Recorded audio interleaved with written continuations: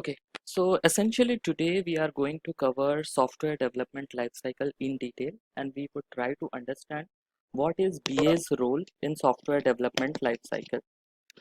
Now, I think someone is not on mute. Okay, fine. So what is BA's role in software development lifecycle? So there are typically certain phases when we talk about software development lifecycle. And within software development lifecycle, there are certain underlying frameworks. So the framework could be waterfall, incremental, iterative framework, agile framework, or any XYZ framework you consider. They all fall under software development lifecycle. To start with, in software development lifecycle, we typically have these phases: a planning phase, a designing phase, a development phase, testing and deployment phase, and the final phase is your maintenance phase. Now, what happens essentially in software development lifecycle is like whenever yesterday we saw that we sent a request for proposal, and after the request for proposal has been approved by the outsourcing company, they give us a defined set of requirements to us, basis on which we start our requirement gathering process. Now, this is where we start with the after process. After your request for proposal has been approved, this is what we do, the next step. So in the next step, we first plan the requirements. Now, planning the requirements as in, let's say we have a list of features that needs to be developed, and they are at a very high level, maybe a one-liner requirement, or maybe what I would say, any specific document that customer has provided us. Essentially what happens is, in a particular project, the customer, if they are intending to migrate an older system to a newer system, so they would be providing us certain documents. Now these documents would be a screenshot or an access to their old system, basis on which they would like to develop the new system. So as a business analyst, we need to first do a pre-study of their existing system or their requirements. Now pre-study involves certain tools and techniques that a business analyst needs to deploy in terms of understanding a requirement. Now, what are these tools and techniques the business analyst would be using in planning phases? Like, they would be using brainstorming session. So brainstorming session is like, we have a list of requirement that is in place from the customer.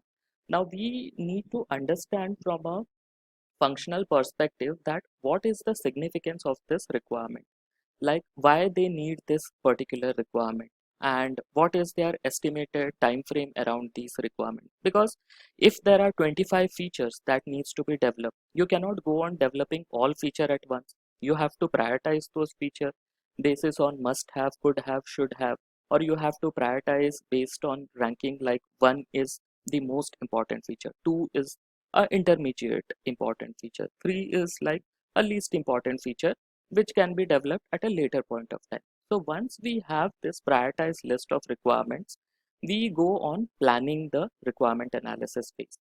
So essentially, let's say in a particular example, if we have a 1 year project, so we would be having certain milestone of three months.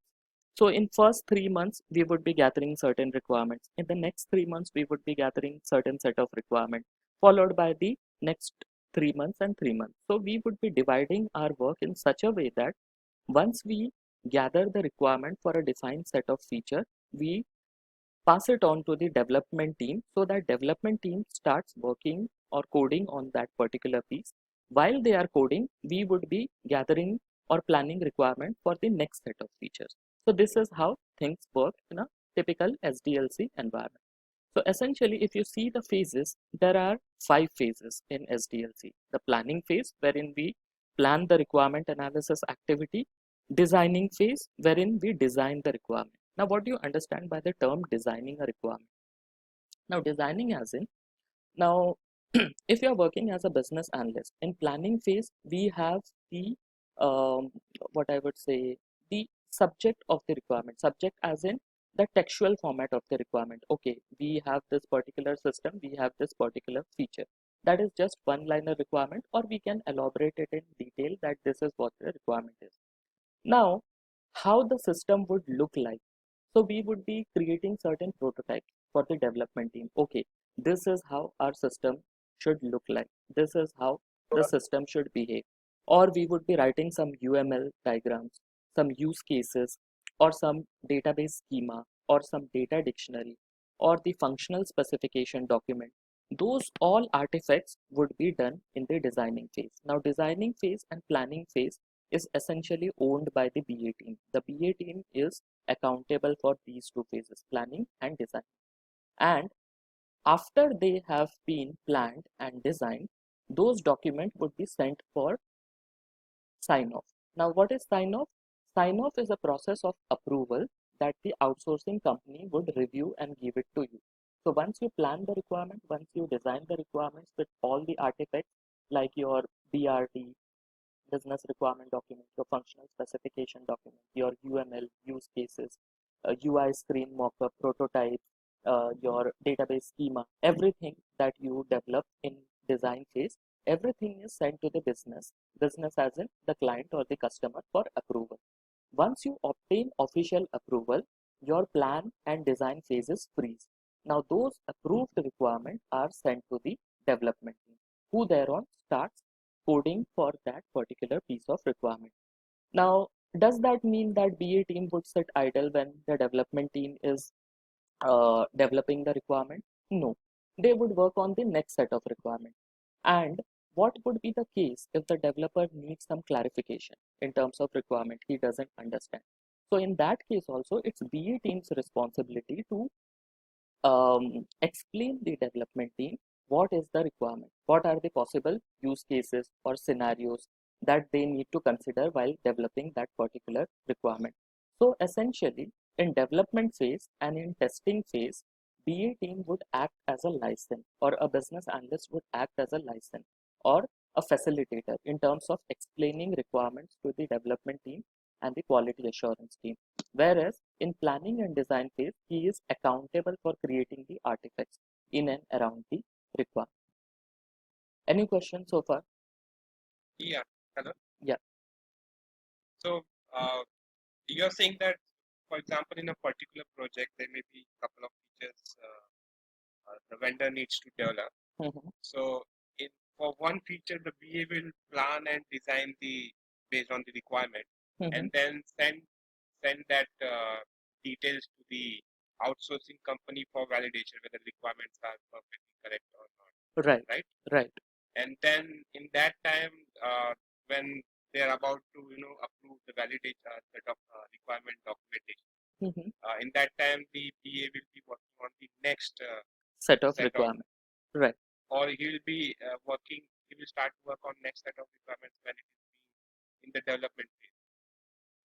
In both the cases, see, what happens essentially in SDLC, it depends on the framework you are working. There are different framework, like you have waterfall, incremental, or your iterative or agile. So what you are saying in the context of agile, what would happen? Let's say there are 25 features. So out of those 25 features, 2 feature has been sent for approval. So at the same time, what he would do, the business analyst, he would work on feature number 3, feature number 4, and feature number 5. By the time both two requirements, feature 1 and feature 2, is received back with official approval and sign off, he would pass on the requirement for the development team to start working on it. And in the meantime, feature number 3, 4, 5, it is ready. Before they receive approval for feature 1 and 2, they would send feature 3, 4, 5 for next approval to the business. And then they would start working on feature 6, 7, 8. So this way, they would go on gathering the requirement incrementally. First, write two requirement for 2 feature, send it for approval. Meanwhile, they revert back. They would work on feature number 3, 4, 5. Once they revert back, that approved requirement feature 1 and 2 would go to the development team, and whatever they have completed feature 4, 5, and 6 would go for approval.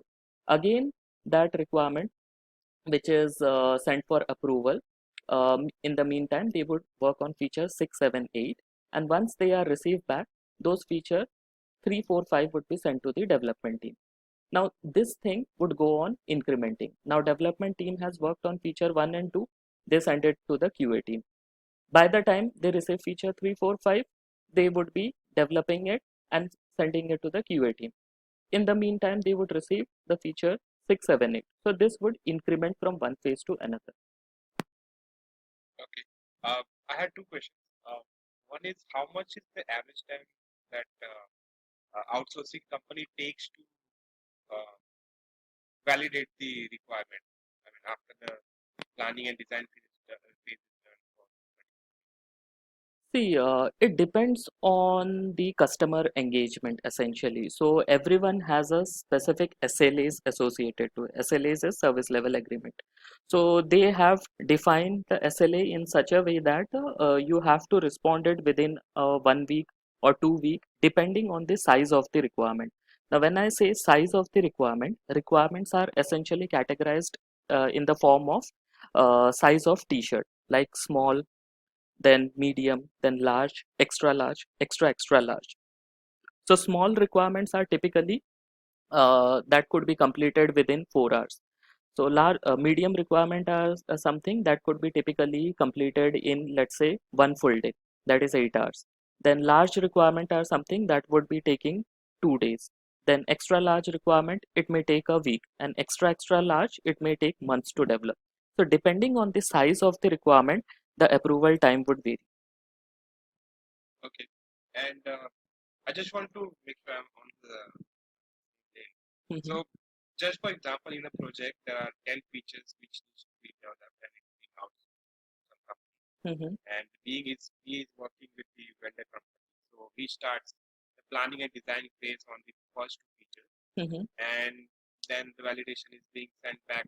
I mean, these planning and design phase are being discussed with the IT team, right? And then the design is being done Mhm. on the requirement, and then it's being sent back to outsourcing company. And after the approval comes, they start working on the development side and then testing and then maintenance, right? And in the meanwhile, PA is also working on the next upcoming features and send it back again to the outsourcing, right? Right.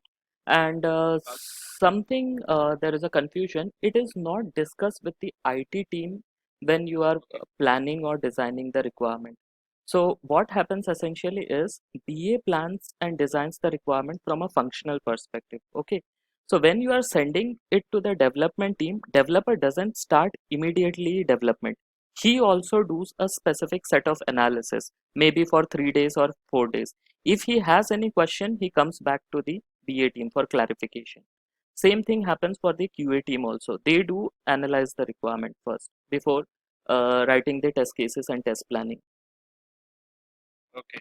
So this is a scenario for service-based company.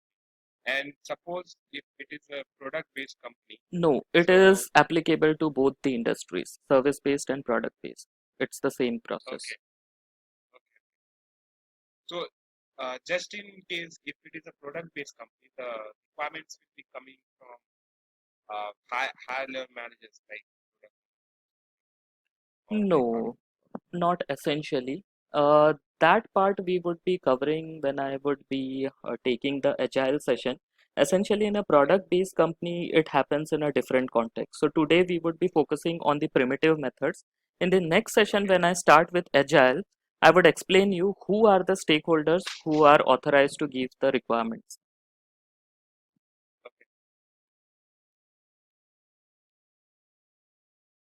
Okay. Any further questions, anyone?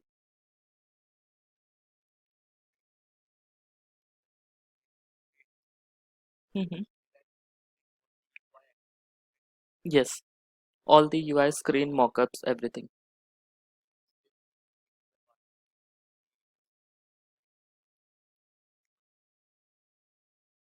Right.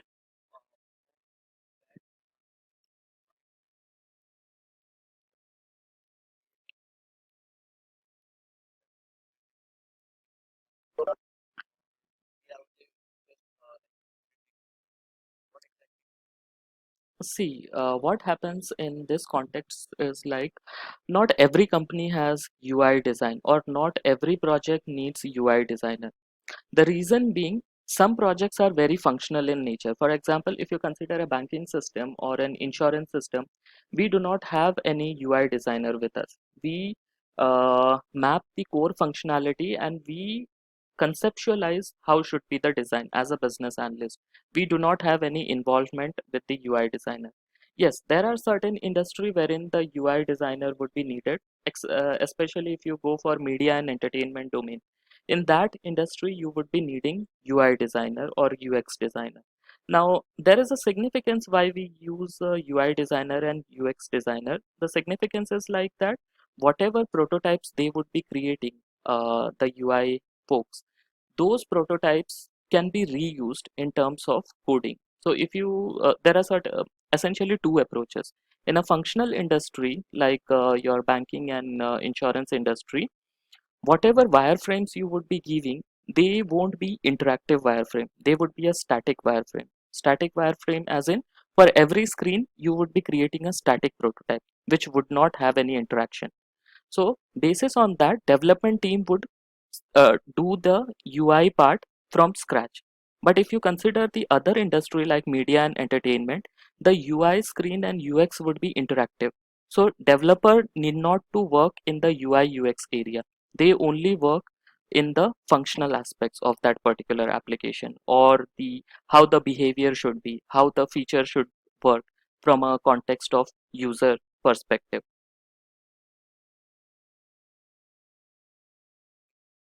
Okay. Any other questions? Okay.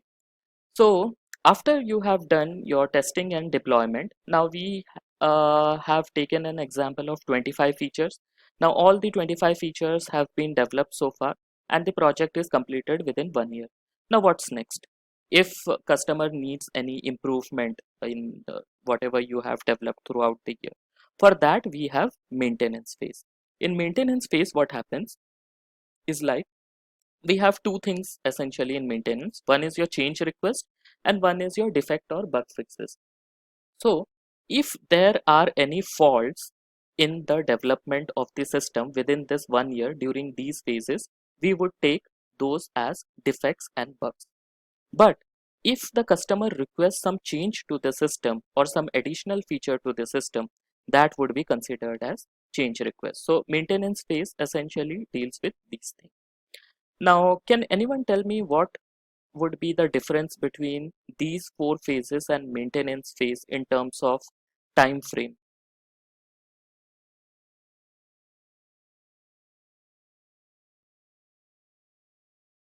Hello. Yeah. So I think the main difference would be the maintenance phase won't be for a long time; it will be for a short time. So the customer may request for a couple of uh, small changes in the features, so that shouldn't take much time. So that You said it the either way. The development phase would be shorter time, 1 year duration, but the maintenance phase would go on because once you have built a system, you would be having the maintenance team for as long as the system is working and operational. So it's not that you would be okay. getting very few requests or change requests. There are defects and bug fixes as well. On daily basis, they would be receiving the bugs and defects. So essentially, maintenance contracts are longer than your development contracts in IT industry.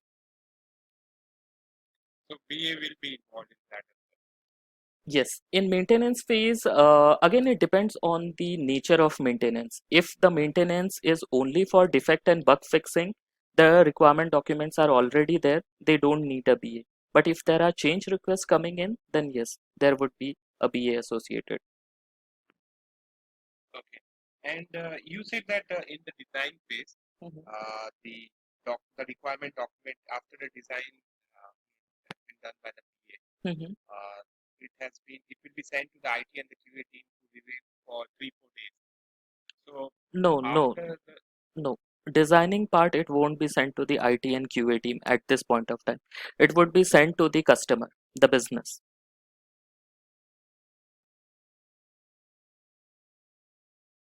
okay, So once we receive the approved requirements from the business, That would be sent to the development team and thereon to the QA team, wherein they would be analyzing the approved requirement.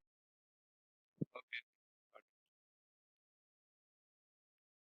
So remember, the most time consuming process in this is the sign off process. You have to chase up a lot with the business in order to get the sign off, because business is not sitting idle. They would be having their own set of responsibilities to execute at their side.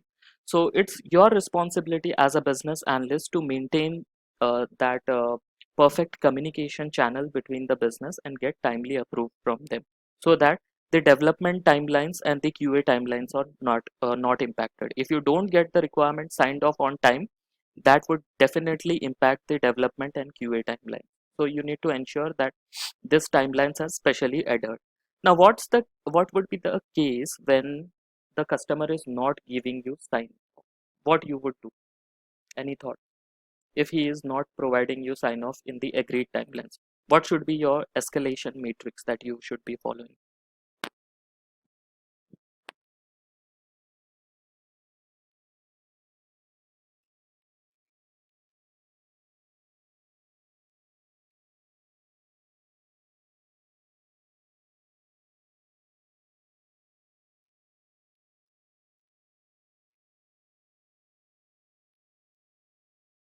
Yes, perfect. So project manager is essentially accountable in case of there is any delay in terms of approval, in terms of getting approval from the customer. You should first reach out to your project manager, stating the reason behind why this particular piece of requirement is not getting signed off.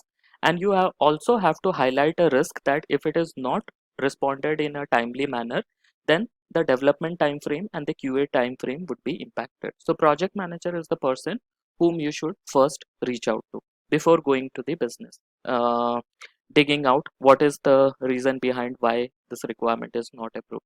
So thereon, he would coordinate with the business team who is sitting over there, the client or customer end, and then he would ensure the requirements are signed off in a timely manner.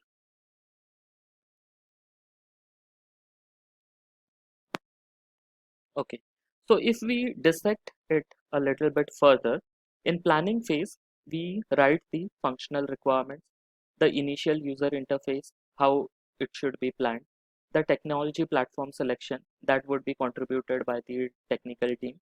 The,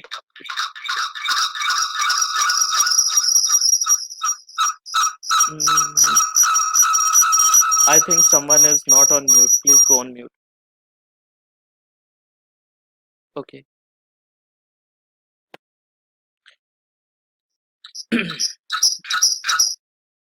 Shivani, if you have any question, you could type it in the chat window. I could take it up because I am hearing a lot of disturbance.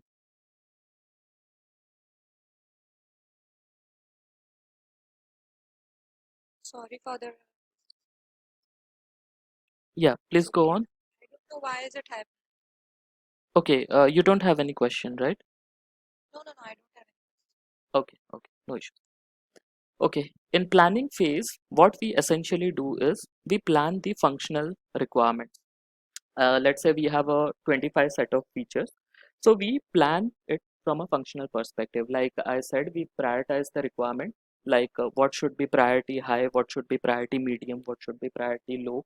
Then we plan what is the size of the requirement, like it's a small requirement, medium requirement, or large requirement. Those kind of planning is done. Then we plan the initial user interface, the wireframe, the mockups. Then the technical team, they contribute towards the technology platform selection, then technical architecture, and the project manager would plan the project plan. Now, this SDLC is for everyone. It is not specific to BA. So first two pointers are for BA. The third pointer is for the technical team. The third and fourth pointer is for the technical team, the development team, and the fifth pointer is for project manager. So these are the 5 activities that these people would do in the planning phase. Now coming to the designing phase, detailed specification, finalized user interface is accountability of business analyst. Application architecture, system interface design is the accountability of the development team, and test planning is the accountability of your quality assurance or the testing.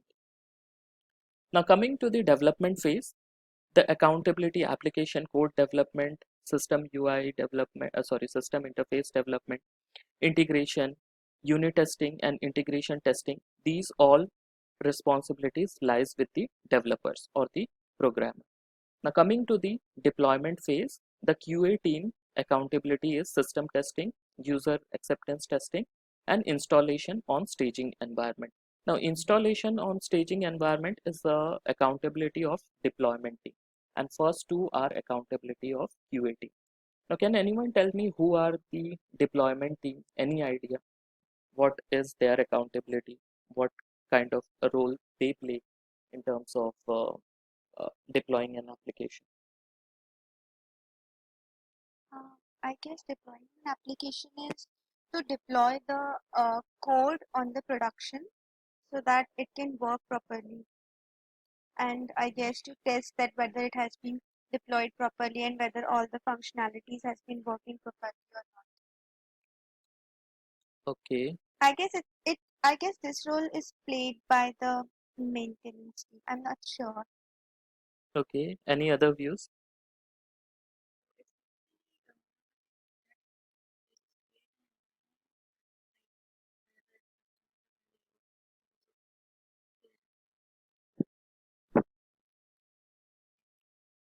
Okay, so essentially what happens, you people are correct on that part. So essentially what happens is like the deployment team. So before moving to the deployment team, there are certain environments.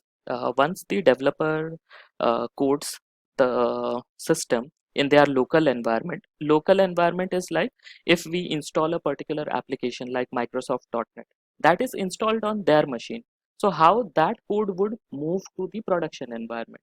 So there is a typical stages through which this code would go on. So once the developer develops the code in local environment and do all the unit testing and whatever testing they need to do, it would be moved to the QA environment.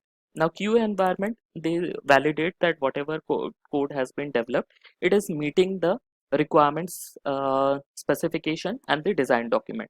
So they see, okay, this is fine. So from QA environment, they would give a signal to the deployment team that you can move this particular code to a staging environment like system integration testing. Like I said, in every project there would be some integration points that needs to be touch based. So that particular stage is called as SIT stage, system integration stage. Now in that particular stage, the QA team would try to execute their test cases in such a way that whatever you have deployed in earlier release, that is not breaking because of the new code that has been pushed from QA to the SIT environment. Now they are convinced with it, they would send the code to a UAT environment. That is your user acceptance testing. Now user acceptance testing is essentially done by the business or the customer, the clients.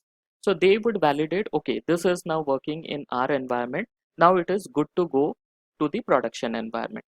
Now in this phase, the moving the code from developers local environment to QA environment, from QA environment to SIT environment, from SIT environment to UAT environment, and UAT environment to prod environment. These movement of code is the accountability of the deployment team. They would essentially deploy this code from one environment to other environment.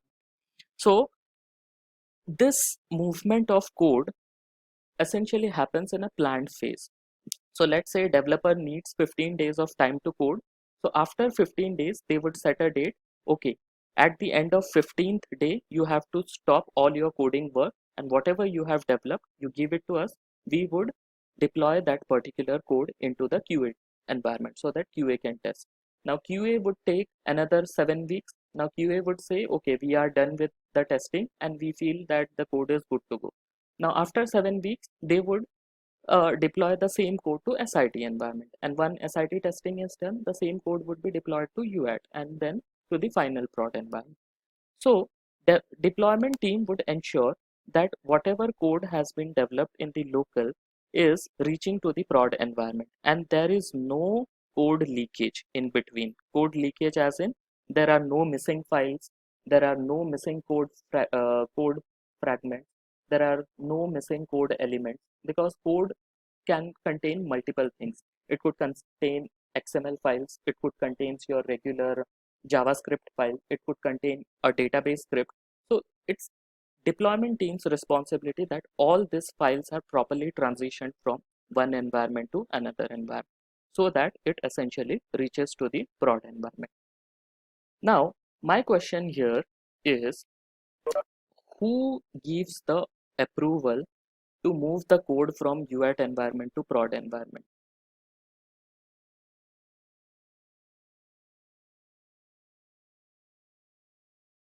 Is it the vendor company or outsourcing company?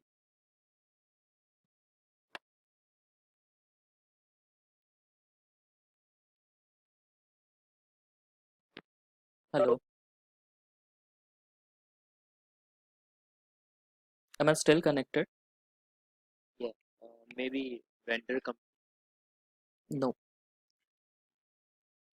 Outsourcing company would be the accountable person who would be giving approval to move the code from UAT to prod environment, because prod environment is your live system wherein the end user like you and me would start using the system for their purpose.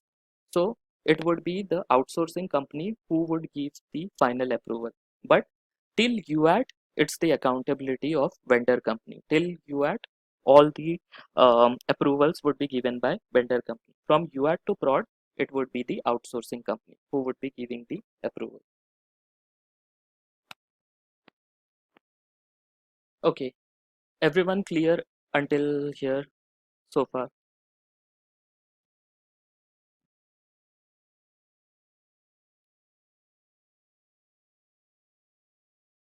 Any questions, anyone? Okay, so now that we have developed our system completely, we would move to the maintenance part.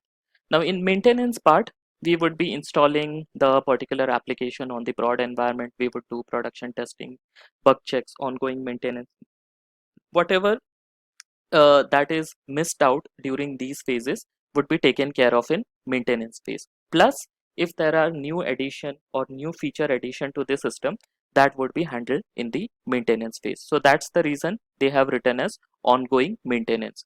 So essentially the life cycle from plan to deploy is shorter than the maintenance life cycle. So maintenance can span from 2 years to 3 years contract, whereas the development could end up within 1 year or 6 months, depending on the size of the requirement or the system.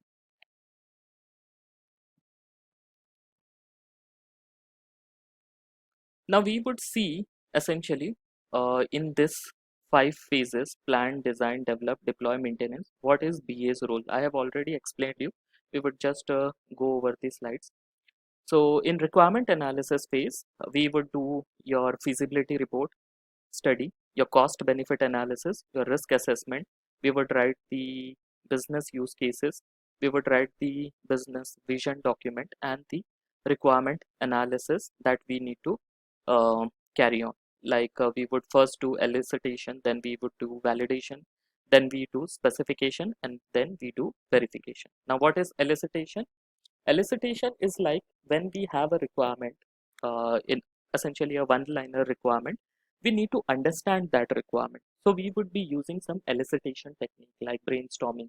We would invite the user, the business users, and we would brainstorm the requirement, like what is their need, what is their expectation in and around this requirement, why the requirement is needed, do they have impact of this particular requirement in their existing system in any areas. We would elicitate those things. Then we would validate the requirements. Validate as in whatever elicitation meetings we have conducted. Basis on that, we would go on writing the what I would say, writing the requirement. So we would essentially having the meeting recordings with us, whatever we have conducted with the business. We would go on capturing those requirements in a textual format. Now, once we have captured those requirements in textual format, we would specify the requirement. Specify as in we would elaborate the requirement so that they are understood by the development team and QA team. from a IT language perspective. Now, what is IT language perspective? We have to validate the functional requirement and specify it in such a language that the development team should understand the requirement. For example, if I say that uh, Visa card should be having 16-digit Visa number printed on it. Now, from a business standpoint, we have certain significance that it should start with number 4. It should have this details, like it should be separated after, there should be a space after every 4 digit, those kind of things. Now we have to specify those requirements in such a detailed manner that development team is able to develop those requirements. If they go on mapping a Visa card into a particular system, they should know that in the first line they have to uh, enable the user to enter the Visa card number, which should be separated after 4 digit, and it should be maximum of 16 digits. If a user tries to enter 17th digit, the system shouldn't allow. If the user enters 15 digit, then the system should prompt the user that it is an incorrect card. Then they Hello? would be, yeah, just let me please complete, then Yeah, I'll sure. answer your question. Then they would be having a second field wherein they would be asking the user to enter their um, the cardholder's name, followed by the expiry date. In expiry date also, they need to do a validation that whether the card expiry date that you are entering, it is more than your current system date or not. If it is less than current system date, then it should throw an error. So these kind of things you need to specify in the specification so that development teams gets a heads up that they need to enforce these set of validation when they are working or coding this particular system. Yes, your question, please. Yeah, so specification basically means uh, specifying the working flow of the whatever app or something your product you're building to the development team, right? Yes, it involves capturing the flows. It involves capturing the detailed requirements. Now, when I talk, say, detailed requirements, so requirements have certain categories, like requirements have functional requirement, user requirement, system requirement, implicit requirement, explicit requirement. So you have to specify it in detail what category of this requirement is and what is your outcome after you have developed this particular requirement. What is your expectation? So we would cover that in detail when I start your requirement gathering session. So just to answer your question, these are the activities that needs to be done.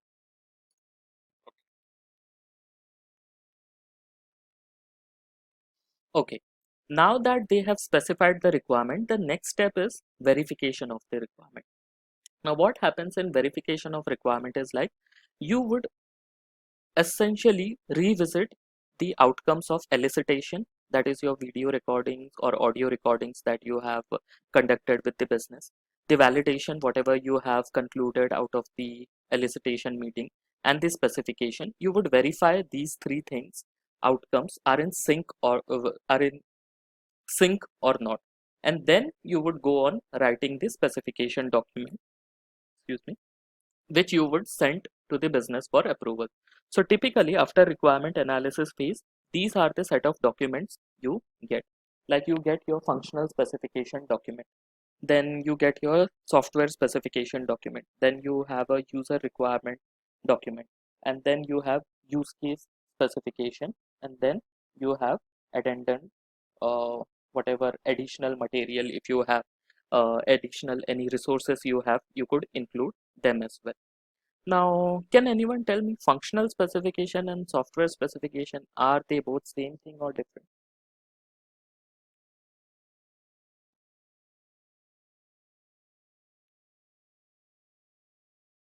I guess because software specification is something like we need a exclusive software or we need some exclusive tools to run that product or to run the code. Okay.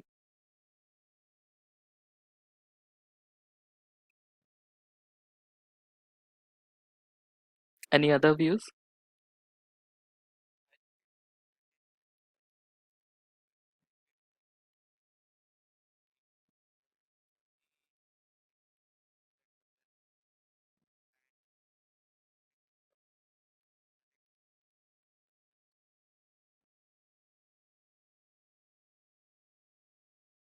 Okay.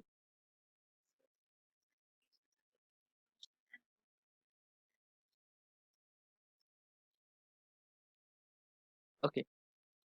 So, uh, the the thing is, they both always go hand on hand.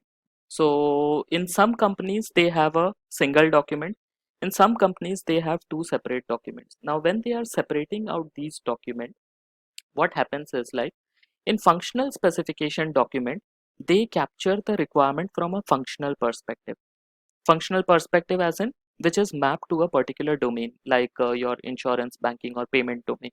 For example, I gave you a Visa card system. That Visa card should start with number 4, and it should have a 16-digit thing.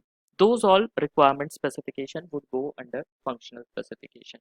What would go under software specification then? In software specification, you would specify how the payments system would be interacting with the visa system. You would be having a third party system wherein you would be collecting the payment, but how your third party system would be interacting with the main visa system, that would something go under, sorry, go under your software specification document. So software specification document are more technical in nature when it compared to functional specification document.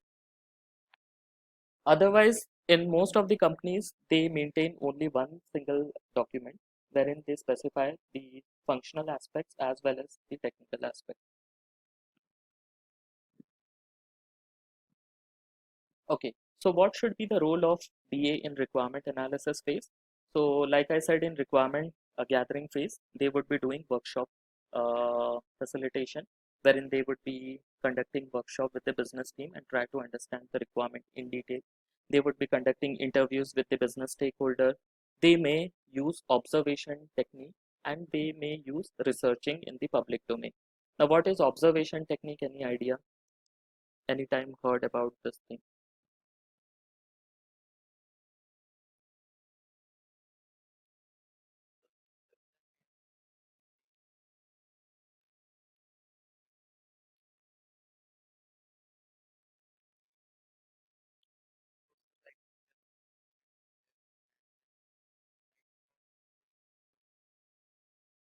No. Any other views? It's a suppose it's a project is based on the health domain, so we'll be knowing that there will be one patient from the providers. So we can observe that there can be two different platforms for the product.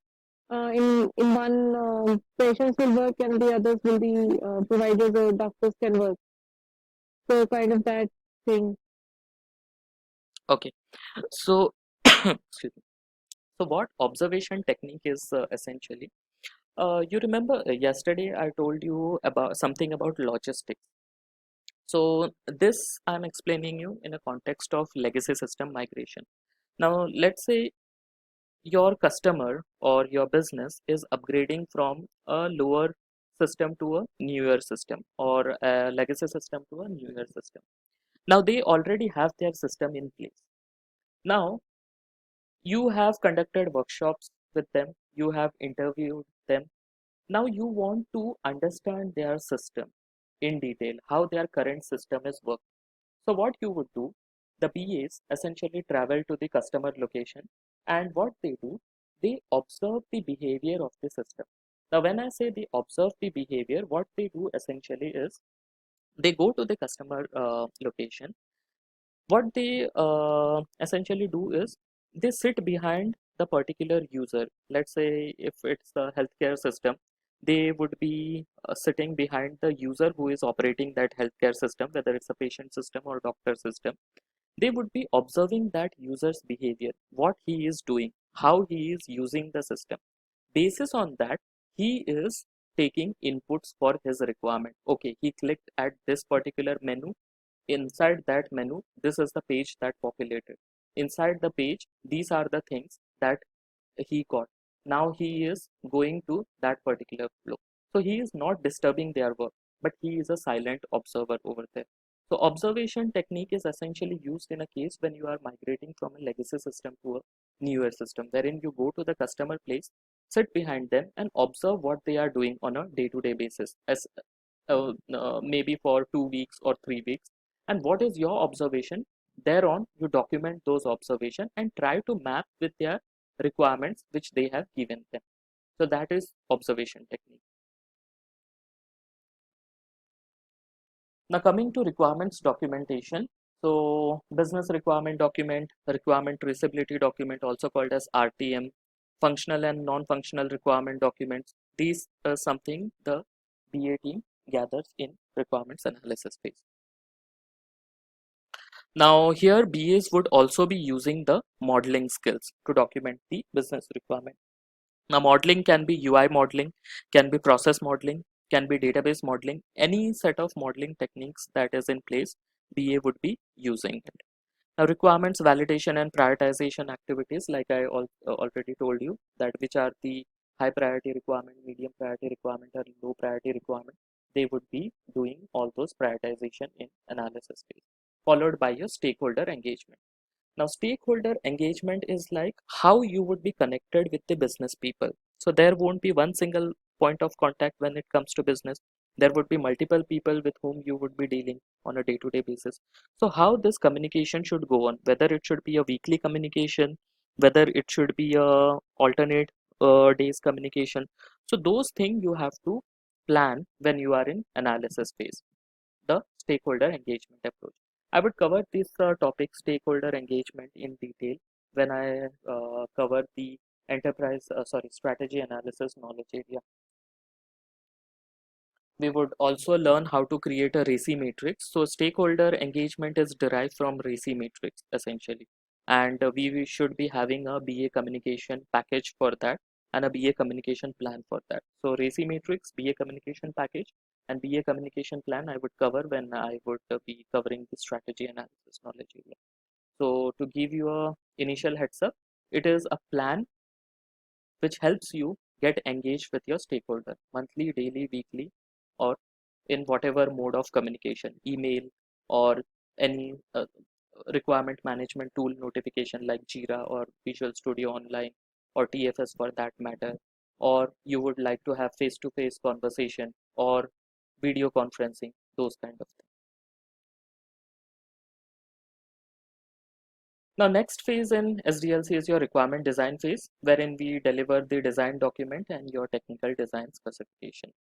So role of BA in design phases like review the solution closely, then keep the stakeholders engaged to reassure them their requirements are implemented as specified with the business requirement artifacts, and manage the changes or to requirements both from the business and from your solution perspective. Now, what essentially happens is when you are sending a document to approval to the business or the customer, it's not that in the very first place they would approve it. They might request you some changes.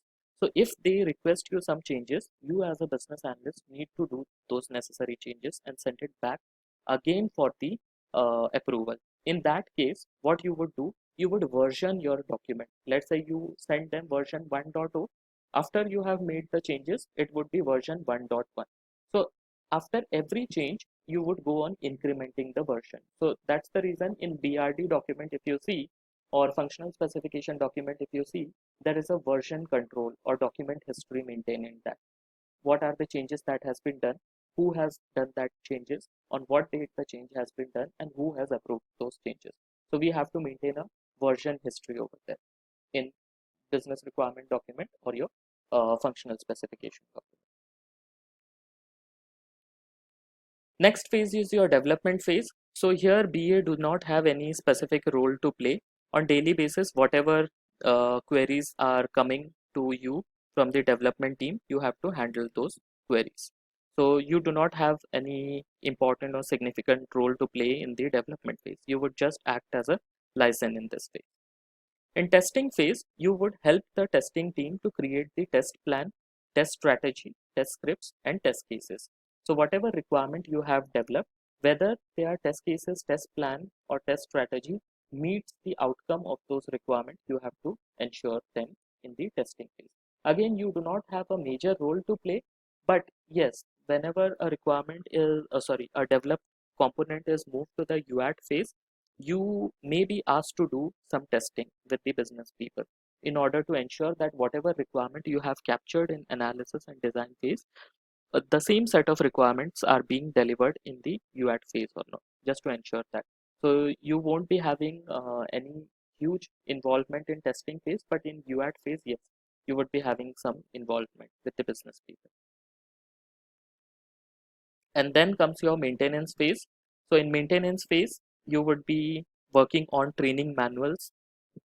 Then post implementation problem, like if any defect is coming, if any change request is coming, you would be managing those kind of things. You would also be primarily responsible for defect triage. Defect triage is a process wherein if any new defect is raised by the customer, you have to take the ownership of those defect, and you have to first validate whether it's a defect or not.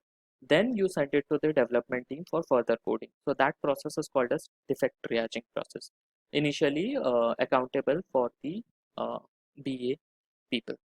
Also, you would be creating training manuals as in if the system is new to the user, the business user. So how the business user would be using that particular system, you would be creating training manuals for them. So any questions, anyone? Yeah. So how does the BA ensure there is a defect? Okay, so defect is any deviation that is arising out of the captured requirement. So if the captured requirement and whatever is implemented in the system, they both are not in sync, that means it's a defect. Okay. So BA needs to check with the development team. He needs to first validate his requirement against what has been implemented in the system by doing initial testing on that particular system. If he feels that, okay, this is a requirement break, then he would pass it on to the development team. Else he has the authority to invalidate a particular defect, that it's not a valid defect. Okay. Okay. So yeah, any questions anyone was asking?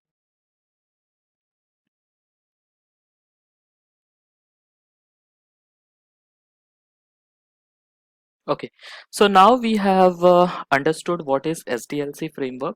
Now this SDLC framework has certain ways through which it is being executed in typical IT projects. So some of the ways, the primitive ways are waterfall, incremental, iterative, and some of the advanced methods are agile, XP, DevOps, and those things. So today we are going to cover the primitive methods. In the next session, I am going to cover the advanced methods. So to start with, we will first see these three methods, what they are: waterfall, incremental, and iterative model, one after another. So if you consider the waterfall model, it's a more linear framework.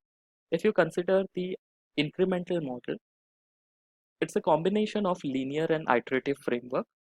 An iterative framework is repetitious in nature. So let us first see what is there in waterfall model. So essentially in waterfall model, we have our projects divided into phases.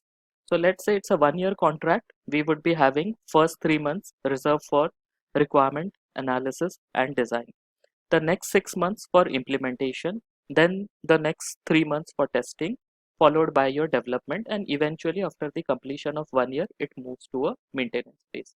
Now there are certain advantages and certain disadvantages of waterfall methodology.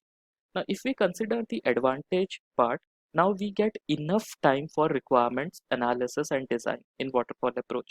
So all our requirements are clear and crisp in terms of understanding. So development team can easily develop the requirement which are captured in these three phases. So we have very clear requirement in place, and then the development team takes it up and start developing it. Now, what if a case wherein we need any change in requirement, or a customer demands a change in requirement when the system is being coded and it is nearing completion? So that is not possible in waterfall model. So that's the reason why it is said as linear approach. Once you have moved from requirement analysis to design phase, you cannot go back to the analysis phase. Similarly, once you have reached to a implementation phase, you cannot go to the requirements or analysis or design phase. So that is a huge drawback why they gave up with the waterfall model and proceed further with the other models. Otherwise, in terms of requirement clarity, waterfall is still the best approach, wherein they conduct requirement analysis and design in waterfall model. So what happens in today's landscape is like the requirement analysis and design phase, they are still conducted in a waterfall fashion. The moment they are entering into a development phase, they start what I would say adopting the agile methodology. So in that context, the methodology is called as hybrid approach. It's a combination of waterfall and your agile methodology. So many projects these days, they are adopting the hybrid approach, the initial analysis and design phase in waterfall way, and thereon when it enters into the development phase, it starts in the agile methodology. Now, if you see the advantages of waterfall methodology, the system is well documented. We have clean and crisp requirement right at the beginning of the project before development, which helps in uh, developing a good quality of system. Now, what was the reason behind why people gave up with waterfall methodology? So if you consider today's landscape, the business is evolving in a very fast pace. So if we see, since it's a linear approach, there is no going back. The customer has to wait until the completion of the system. Completion as in the development, testing, everything. So it's a 1 year contract, and if the person, the business or the customer wants to make any changes to the system, he only has the authority to request those changes in the maintenance system. By the time they are developing the system throughout this 1 year, they cannot ask a change in requirement or change in system. Since the business is evolving in a very fast pace, what they are getting after 1 year may be outdated at that point of time, because whatever they have developed throughout this 1 year, that was the requirement of last year. Now the requirement, the business needs have changed. So what they should do in order to address those changing needs, that's the reason agile came into the picture, wherein the customer started giving instant feedback. So in agile, the methodology is not linear in nature, it is more of collaborative in nature, wherein the customer can request a change in the development phase as well. If the piece of code is in testing phase as well, they can demand for a change in agile methodology, so that whatever has been developed and tested so far, they would accept it and they would ask for a newer version or the changed version of the code directly in the design phase or analysis phase. So that's the reason why agile came into the picture, because by the time the requirement has been completed, the development has been completed, they felt that these development have become outdated considering current industry standards or benchmark. Now, next model is your incremental model. So in waterfall model, we have only one particular linear approach. So after that, people started realizing that, okay, they are unable to, meet the needs of the changing customer needs. So what they did essentially, they started incrementing the model. So in incremental model, you see a series of waterfall method, waterfall phases over there. And in the series, you could see the first release is what I would say is incrementing in a what I would say, if you see the analysis part, design part, implementation, testing, deployment, maintenance, and release one, the next set of phase starts after this design phase. So what advantage they get over here is, let us consider a release one, and let's say in week one, the BA starts analyzing the requirement, designing the week two, after that implementation. After week one analysis for the first set of requirements, he goes to the week two, wherein he starts analyzing for the next set of requirements. In week three, he starts analyzing the other set of requirements. So this way it is incrementing week one, week two, week three. Now, What if a change is needed in this particular requirement? Now the customer got release 1 and they need a change in requirement, whatever we have delivered. So what they would do, they would include that change in requirement in the next increment. Same case, if they need a change in requirement, they would include in the third increment. So this way, it helped the customer in terms of meeting that changing requirement need. So incremental model essentially helps the customer um, uh, when compared to the waterfall model to handle the changing needs of the business or the requirement. So this way, they started addressing the changing needs of the requirement.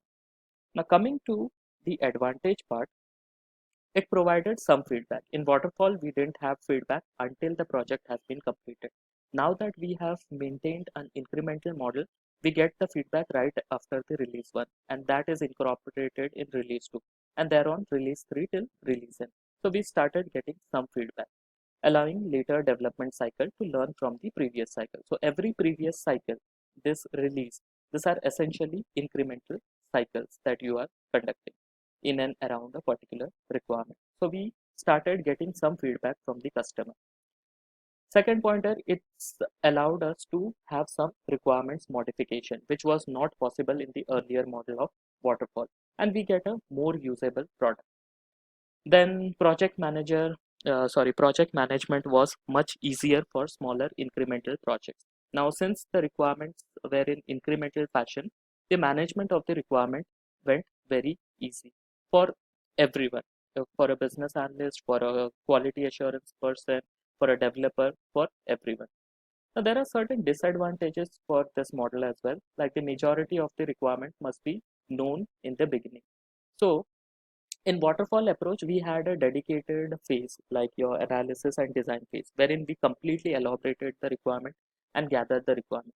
Now that we are incrementing the model, it goes very difficult for us to understand and categorize which requirement to take first, like high priority requirement, medium priority and low priority requirements, which requirement to take first.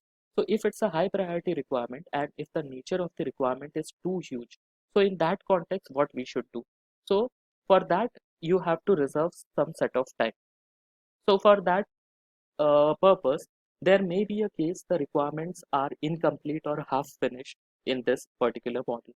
So it's very important for us that as a business analyst, if we are working in an incremental model, by the time our requirement deliverable deadline is nearing, we should be able to have a clean and complete context of the requirement. We have to know the requirement very well so that we can pass it on to the development team for the next incremental cycle. Now, there is one more thing that you need to consider when compared to waterfall and incremental model. In waterfall model, you have one single development team who would be working. If you see this diagram, you would be having one single implementation team who would be working on the complete requirement. But in incremental model, there would be multiple development team. For release 1, there would be one development team. For release 2, there would be another development team. For release 3, another development team. So if there are 3 development teams, once a release 1 is completed, release 4 would be assigned to release 1 development team. When release 2 is completed, release 5 would be assigned to release 2 development team. So we would be handling multiple development teams in this context. So if anyone know Agile, you could relate that this model is at this point of time giving giving some context to Agile model, because Agile is a combination of incremental model and iterative model that we are going to see the next. So what happens in iterative model now?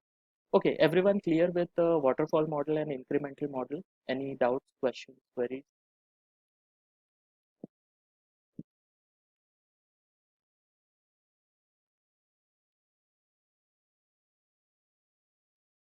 Okay, so in iterative model, what happens? We have a cycle of the requirement.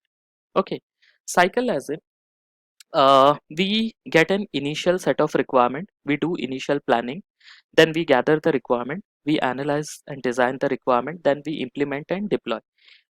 After that, we do If there are some missing requirement, we do some testing and evaluation and again plan those requirements. So essentially there is a cycle that is happening in this particular requirement, and this cycle starts from your business analysis till your development, followed by your QA team. So until and unless you do not have the final working requirement, you do not deploy that particular requirement into the UAT environment or production environment. So essentially what you are delivering is you are delivering the entire system in small cycles. So you are working on the entire system, you are not working on the part of system. Like in the case of increments, in increment what you are doing, you are dividing the requirement. Let's say there is 100 requirement, 25 requirement in release 1, 25 in release 2, 25 in release 3, and next 25 in release 4, or so on. So what you are doing essentially over here is you are developing the requirements in parts, not the complete system. But in case of iterative model, you are developing the entire system but in parts. So agile model is a combination of iterative and incremental model, wherein you are delivering the entire system in an incremental manner. Now, if you consider the iterative model, it is like the approach is that grows a system feature by feature during self-contained cycles. So this cycle is not associated to a specific part to a system. This is essentially you are building an entire system. If you see the difference over here, it is like this. This is your iterative system and this is your incremental system. So when you are building an incremental system, you are developing the system in small parts, and at the end you get a final system for testing. But when you are developing a system in iterative way, you are developing the system in small cycle. So at every cycle you are getting a clear view of the system. It's not like you cannot test the system at the second iteration or third iteration. You can test the system, whatever functionality has been developed so far, but you are testing the entire system. In case of incremental, until and unless you receive the full working system, you cannot test it because the parts are not linked to each other. Whereas in iterative, whatever you are developing, they are linked to each other. You are getting a testable system. So agile combines these two approaches. It increments the system in iterative cycles. Any questions, anyone?